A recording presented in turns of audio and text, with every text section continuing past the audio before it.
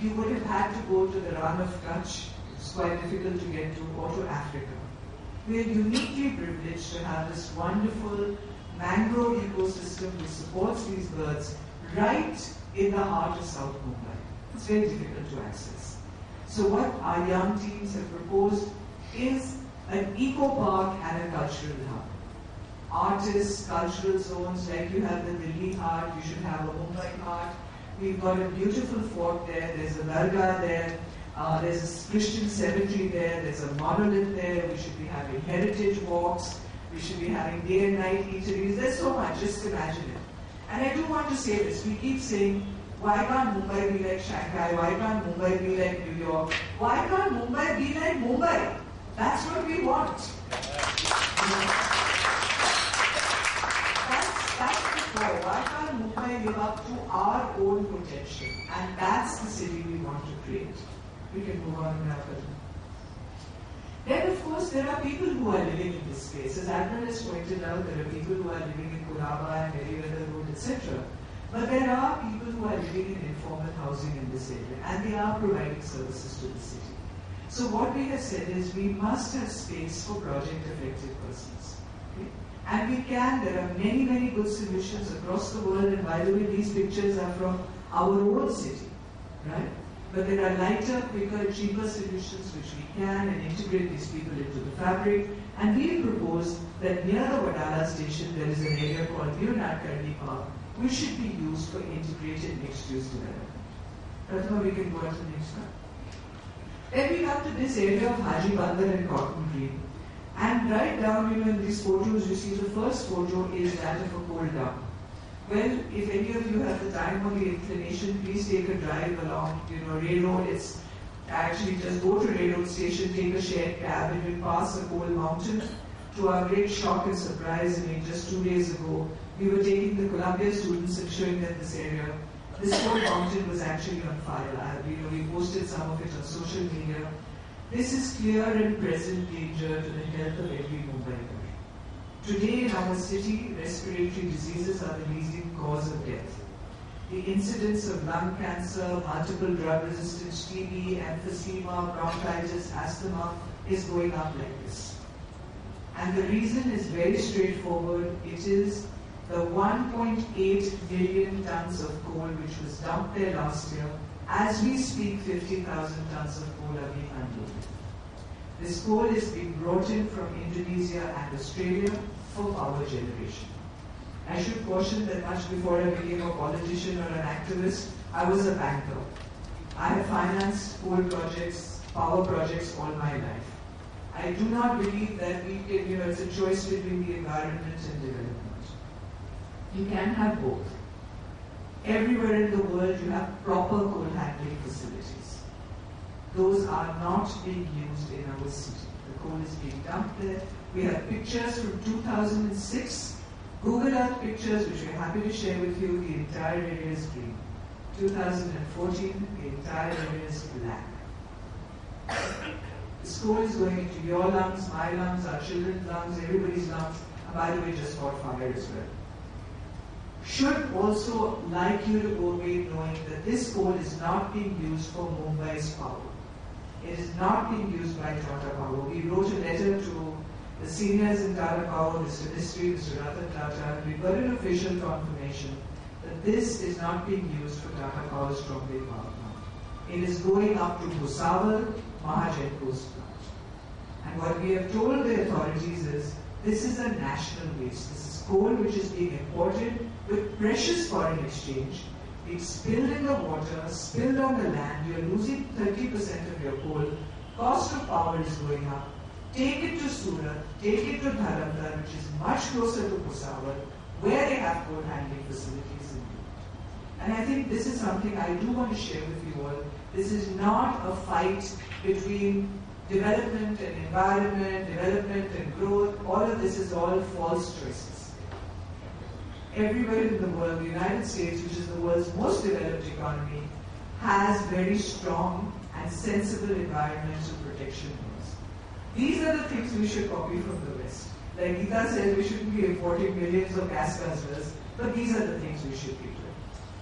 So what we're saying is this area instead of being a coal dump, should become the hub of a new Portland's university. We don't have enough colleges in this city for our students. We don't have enough sports facilities. This area lends itself beautifully to become the hub of a new Portland's university and sports area.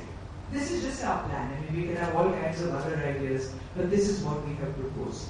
And by the way, you know, people say, oh, you're being elitist. There's nothing elitist about this. Having more schools, more libraries, more colleges is not elitist. Having more football grounds and athletic stadiums and kabaddi akhadas and open playgrounds for children to play is not elitist. This is what we need and this is what we should get. We can move to the next slide. Lakdi Bandar. If you go there, I mean, you can see one of the gold barges which is coming in at Lakdi Bandar. What we're saying is we need vocational training.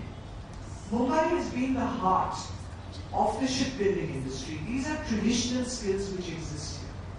We need to have that. Geeta has a wonderful concept, and over lunch please talk with her. I heard about it from one of your students, Geeta, on the board. The Fab Labs, is that what you call them? This is what we need here. Let's have 3D machines. Let's have things where people can make things with their hands. Mumbai is a highly entrepreneurial, innovative place. Dharavi is proof of that. All our slums are proof of that. Let's give them the facilities. Let's give them a little bit of training. Let's give them a little bit of cutting edge on design, and we will capture the world right here from Mumbai. This is how Make in India can happen. Right? We can move on to the next one, which is Daru Khana. Please go to Daru Khana if you can. It is heartbreaking. Right on Daru Khana. This is the Vikram where she was beached there. If you go there today, she's half her size. They're just slicing through. We really fought. Admiral Ramdas is sitting here, Chief of Naval Staff, 3 Chiefs of Naval Staff, the 3 senior most surviving Chiefs of Naval Staff, Admiral Telyani, Admiral Ramdas, Admiral Nadkarni, joined hands to help save this ship. The current Chief of Naval Staff was about to deliver this letter to the Prime Minister, but we were too late. The ship was beached there, it's been sold, she's been scrapped. This is a tragedy. Every great city in the world which has a maritime tradition has a maritime museum. The Belfast on the Thames, the Intrepid in New York. We had this opportunity, perfectly commercially viable as a museum, helipad, convention center. Our city was too short-sighted to see that. And the reason I mention it is that there was a broad spread political consensus. The BJP supported it, the Shiv Sena supported it, the Manse supported it, Congress supported it, the Aam Aadmi Party supported it, we all supported it. That was not enough.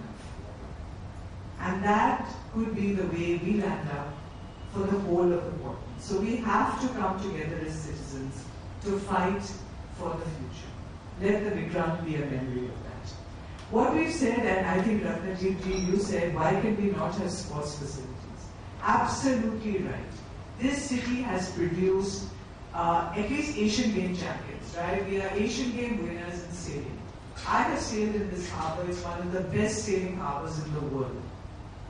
Today you have to be very brave to go sailing because if you fall into the water, you probably die. It's so toxic. We need to convert this back into a place where our young people can sail. We have here Commodore Ravi Ahuja. Sir, please raise your hand. This is a man who has trained thousands and thousands of young sea cadets. Please, a big round of applause.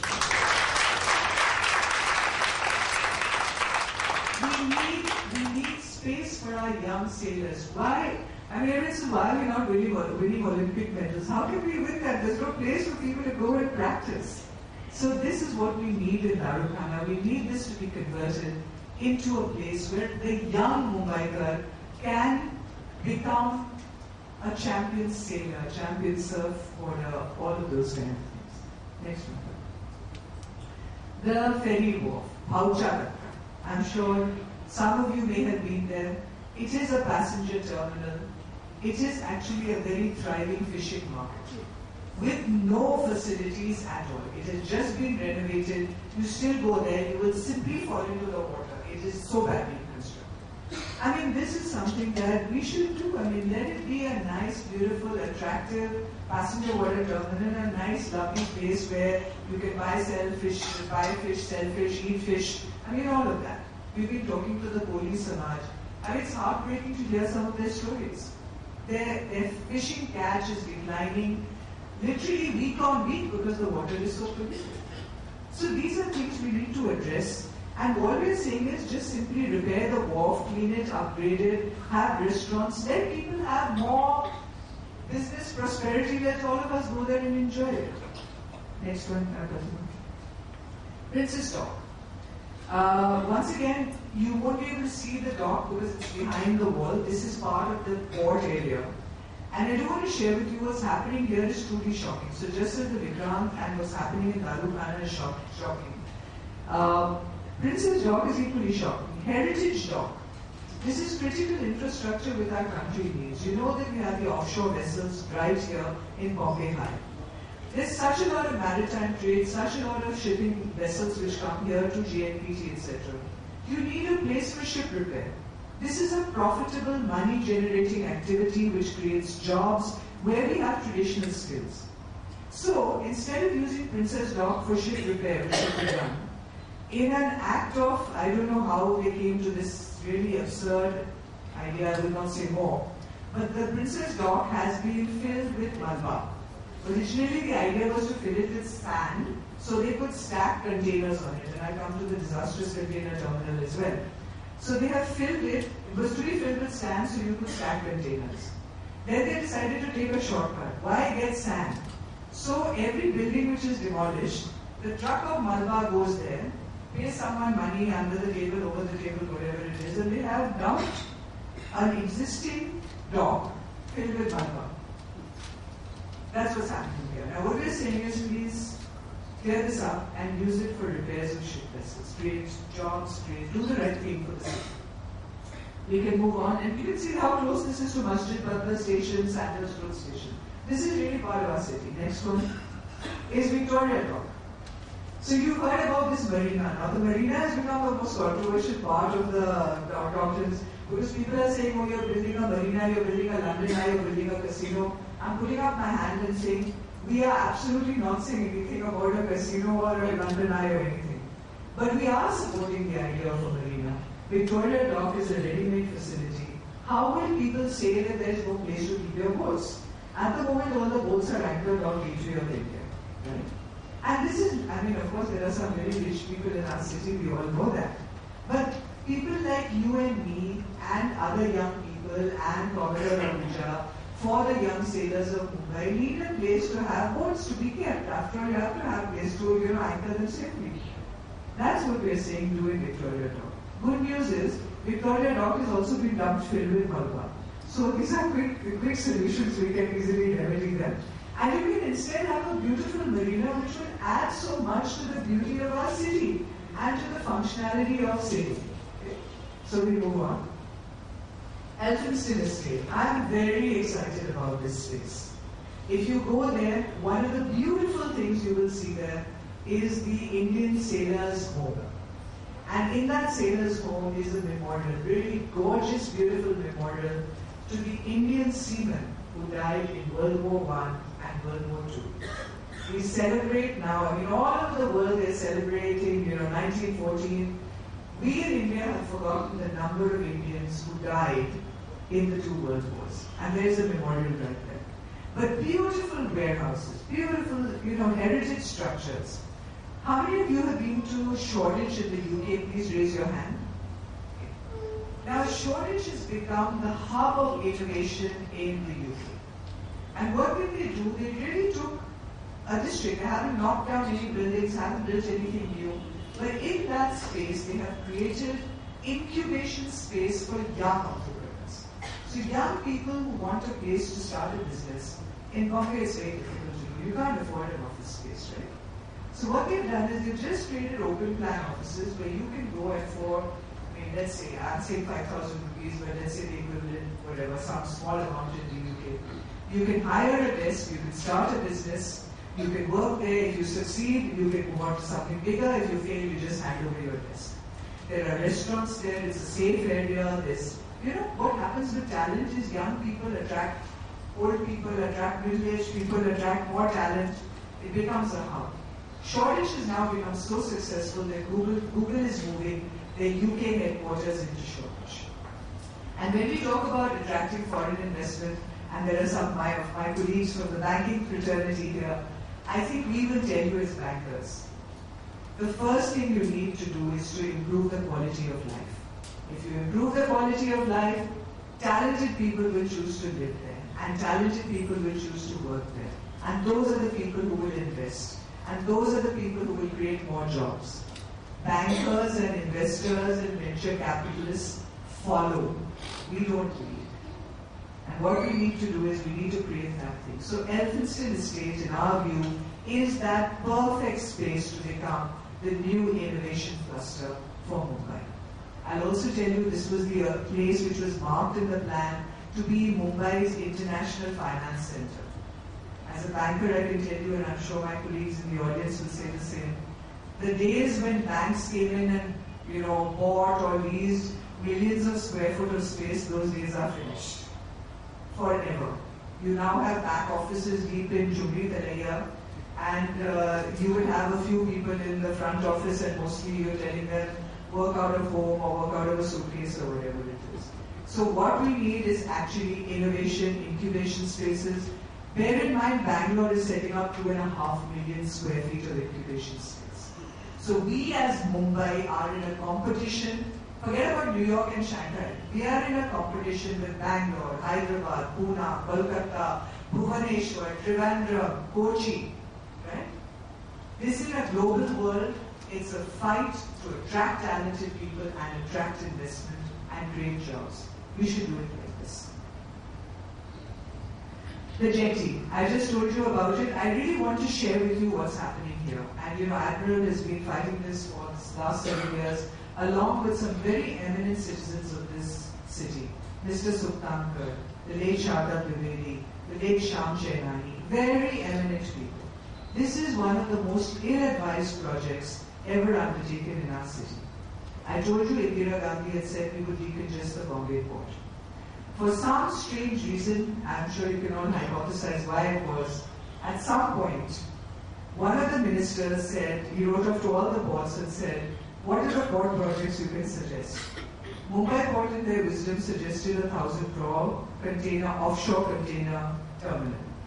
Now you imagine, today, in this part of Mumbai, the part we're talking about, Ajivanga, Mumbai, etc., today there are 100 20-foot containers going through the city. And you see how congested it is. This container terminal, which proposes 1.2 million 20-foot equivalent unit, that means 1.2 million 20-foot trucks a year, which aggregates down approximately to 3,000 trucks a day in this area. That's what we would need to support this terminal. And of course, the truck is not going to just come and go. It will go to the container, it will go to the port, it will go to the customs, it will go to the police, it will go for a toilet break, it will do all of that.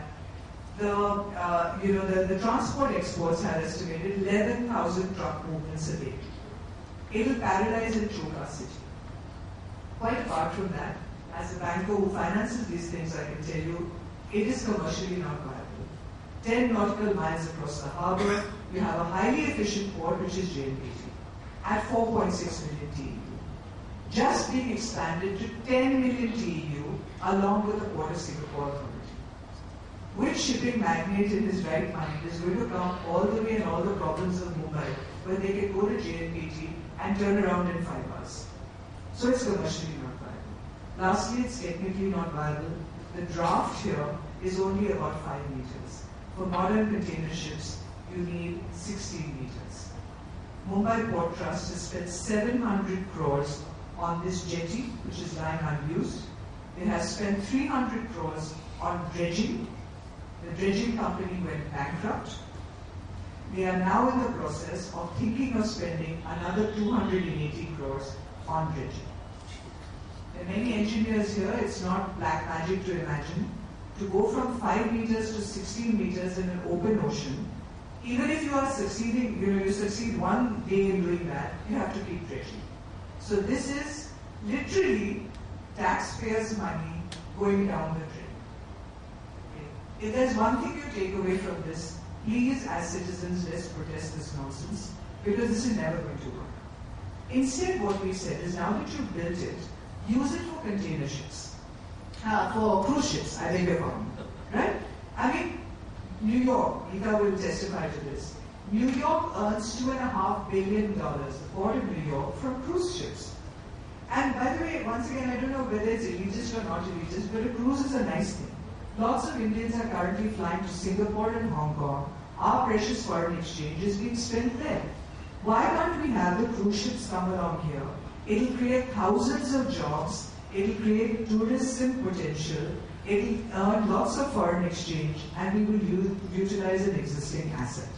So, none of our proposals are either very long-term, they're all quick proposals which can all be done in 1 or 2 years, generate income, Mumbai Port Trust should thrive, we should have jobs, etc. And on the inner side of the OCT, actually we had wanted the Vikrant to be anchored there, but we're saying use it as a passenger water terminal, so you can come and do stuff. Next one. Sassoon Dock.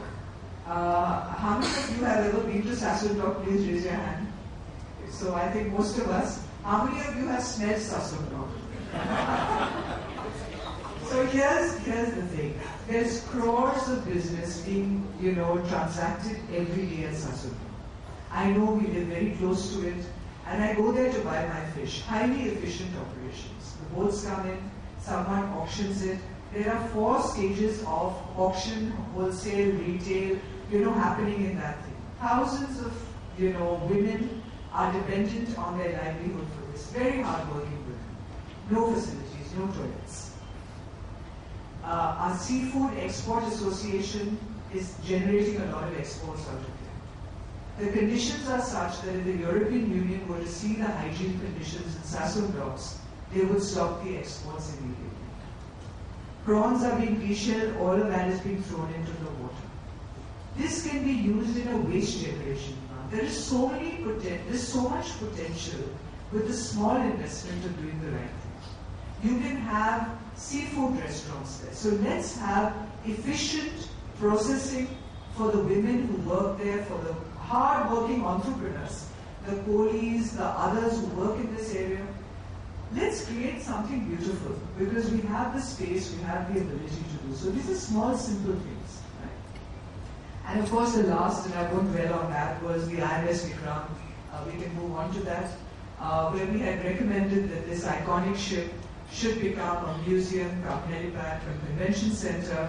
As I said, we're too late for that, so let's not dwell on the past, but let's look to the future. I think that's practically the end of it. We have a few minutes before lunch, so shall we just take a few questions? I think the last slide on this, this is more detailed plans, and we do have to move to that stage. So what I want to say to you, and Dr. Kanodia will be repeating that, any one of you who want to be associated with this, before you go today, leave your name and say which of these neighborhoods you would like to adopt. And we'll form little groups of people who now discuss the next level. The therefore what? First of all, is this a good idea? Is it doing in, Sibri a good idea? Is it doing in Sassoon Dock a good idea? And if it is, how do we take it? We've got architects, we've got urban planners, we've got our friends in Columbia, we've got people here. Let's say what is the therefore what? How many jobs will be created? And then people will listen. Let's do that. The other thing, before everyone breaks off for lunch, is that we, after lunch, are going to have a session of workshops, because we don't want this just to be a one-way monologue. All of us will divide ourselves into 5 groups. We have 5 sessions, and Pratibha will tell you a little bit more about that before we break. And we would like you just to go and register yourself for one of these workshop sessions. So now I take a few questions and answers. Yeah, we have mics here, so comments, questions, you can raise your hand.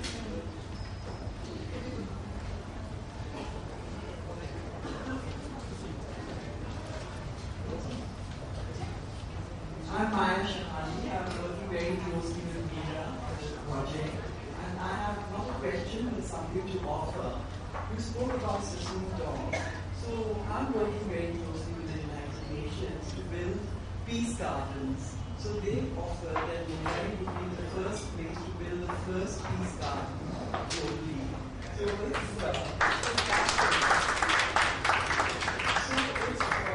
very Port Trust authorities agree their garden will be the first peace garden. And I actually spoken with the previous chairperson, he had agreed in principle, but now there's a new chairperson. So that would be one thing that would be absolutely done immediately. And the second thing is you must have heard of the Equal Streets project that's going on. So our center, the Tadma Chand Center for Management, has become a learning center where people can collect and talk about issues like these. So if you want to spread more awareness, we would offer our center anytime you could come and speak to. At the time, there were 30,000 people walking up and down Lakey Road, and Sangeeta spoke of giving away with cars. This has become the hub of cycling and roller skating, and so that's the other offer. And then, of course, since we run the Tadma Chand Center for Management, we thought we would work together on creating a student awareness, because we have, at the time, we have 50,000 students graduating every year from the colleges that we run. And plus, we are working on a Ganga project where we are planning to get in touch with 50 million students. So this will be one platform where we will spread the word. Really appreciate that, Maya. And I think, the Equal Streets, which is happening in Bandra, is something that gives me real hope that we can bring change. And we very much like to collaborate with you, with Mr. P.K. Das, with other leading citizens to bring that further south into Mumbai as well. So thanks so much, Maya. We'll definitely do it. Please. When you mentioned about 3 adults working on Vietnam and all the political parties having consensus, what went wrong? What are the lessons that we can learn so that we don't face the same state again? So I think we should probably discuss this over lunch. I think suffice it to say that it's a classical case of good intentions leading to hell, and I think that's a real learning we should take away from the portals, because there was good intent. We actually had heard that BMC had been putting aside 25 crores each year for the Vikrant. So it was also not the shortage of money. It just happened that nobody took the lead. There was a move by a very nice man called Mr. Paigaonkar, who actually stated in the Supreme Court. We understand that the Supreme Court said, who is going to do it? Who is going to make it into a museum? Right? And then I think that the lovely lady, she said, who is the city? In the end, that is the question. Who is going to do it? And that's why we got the chiefs involved. We said, okay, we will create that citizens movement. We spoke to some people in IMC. We said, are there business people interested? But by the time we as citizens get our act together, sometimes it is too late, and Vikrant is a proof of that. So we must not allow that to happen to the portal. I think that's all we have to take away from it. Yes, please, ma'am. So my name is Dr. Anita Patil Deshmukh.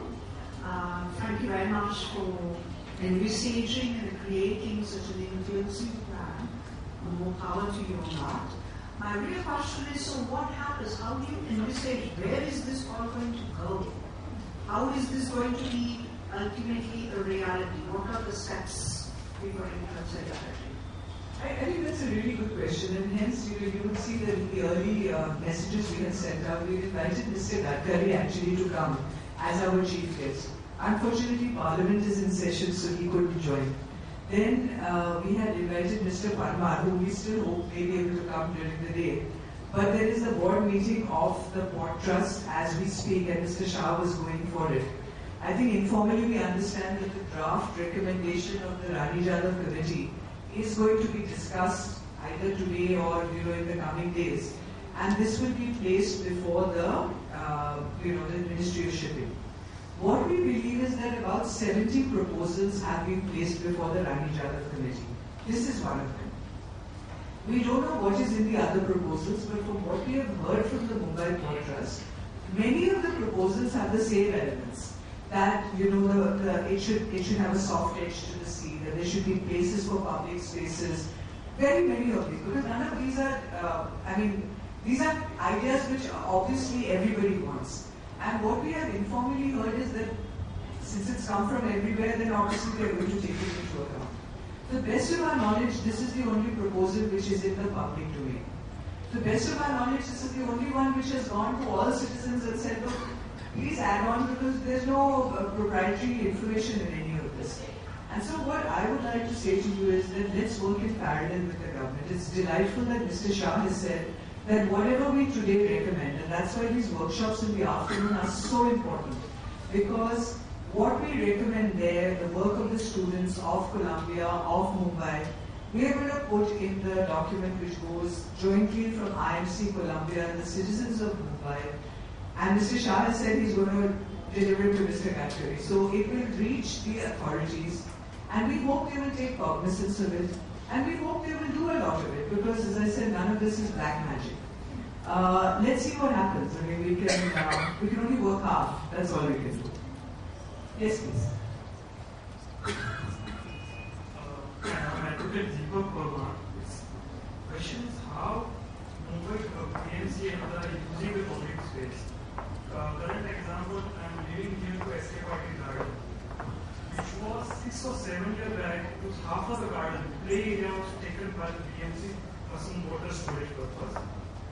Then it been used for like storage for building a hotel project to be there, but it was not. So still, it's very only garden in that nearby area. It's been used for last 7 or 8 years, either for a storage purpose or otherwise. So children around it used to come around. So we are talking about bigger thing, but for mindset of the people should be changed, especially one who is learning and getting money out of it. I think it's a really good point, and what we'll do is we'll take now a few questions, but I think, sir, your point is a really valid one.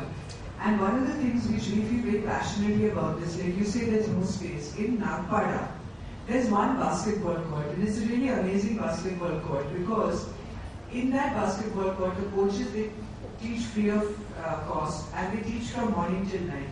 And that one basketball court has produced most of the national players from the men's team and women's team for India. One basketball court. And the reason is, it is the only playground in that whole area. So, you know the story of the Gulaba back gardens. I think in the end, what we have to do, that's why citizens, and by the way, I think citizens across the board, this distrust we have, why are we today an Indian merchant chamber? Because the leading industrialists of Mumbai have said this is our city. We say, the citizens say business are chore, businessmen say politicians are chore, politicians says everybody is chore. Like this it's not going to work. We have to come together collaboratively, we have to be constructive, and we have to stay persistent on it. I think that is the answer. Let's take 3 questions. I think we should take a few questions together. Yeah. Thank you, Neeraj, for facilitating such an inclusive process. I had 3 maybe comments or questions, and we'll get your feedback on. The role of the portals in mixed-use, mixed-income housing. I think that this is the need for Mumbai, and what is the role that the portals can play. Because in the 12 neighborhoods, I didn't see a mention of that. 2, right now, there is no one plan which explains what is existing on the ground. There is no census. This is my very limited understanding. I think that one plan which tells us what is happening on the ground to facilitate anything, to preserve, etc., would really that would be helpful. The third is that one group that is not seemingly represented here, and which I think we could get on board as well, is the workers themselves. Both in the shipbreaking yards, we have system law workers as well. I think that having them become part of this kind of planning process would, I think, only add to such a beautiful process you initiated. Okay, thank you. I think we should take a few more questions together. Our comments. So? It's very important financing. Yeah.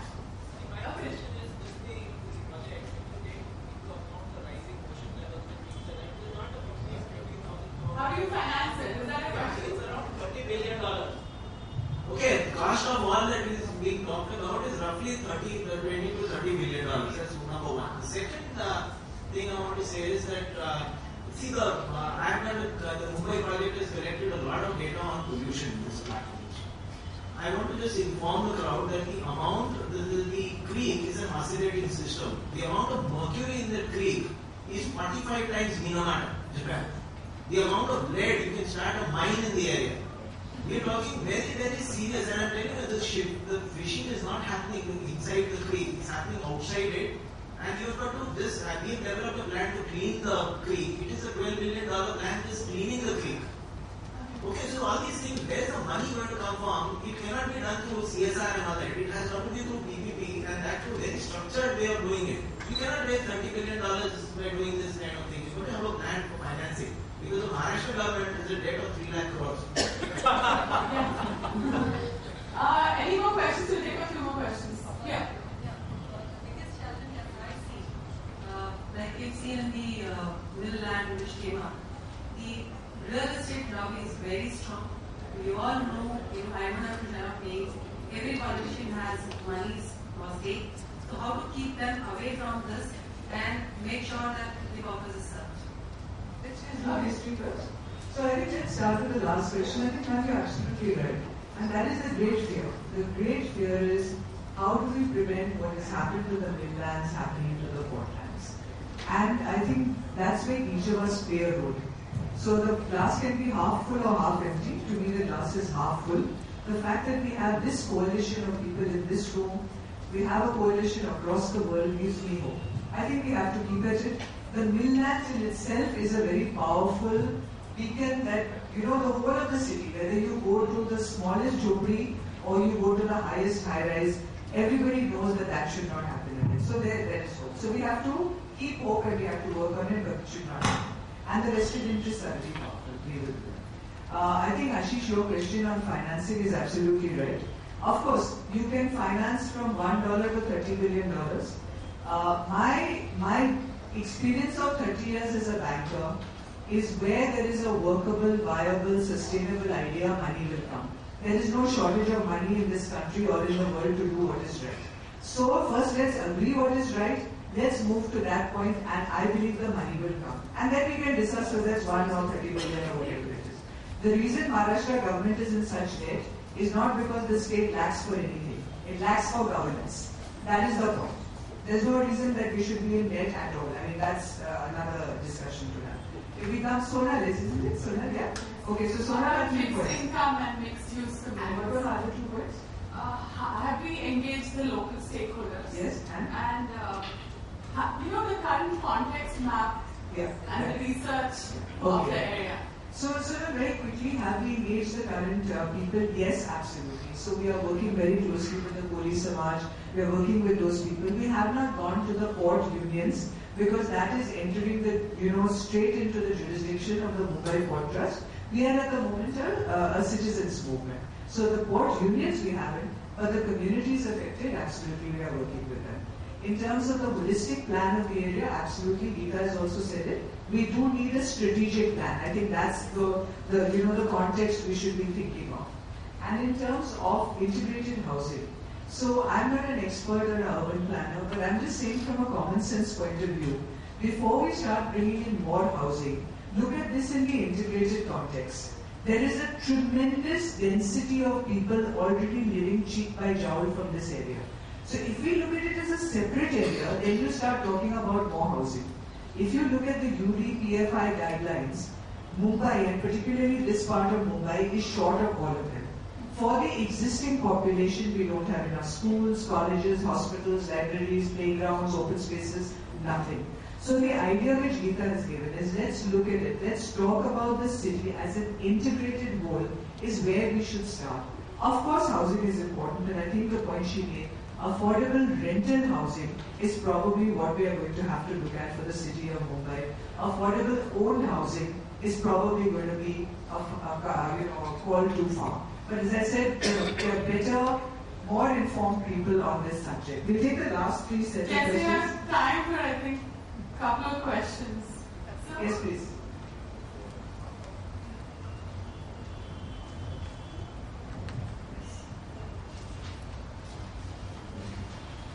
I'm Ravi Ahuja. I run a youth organization.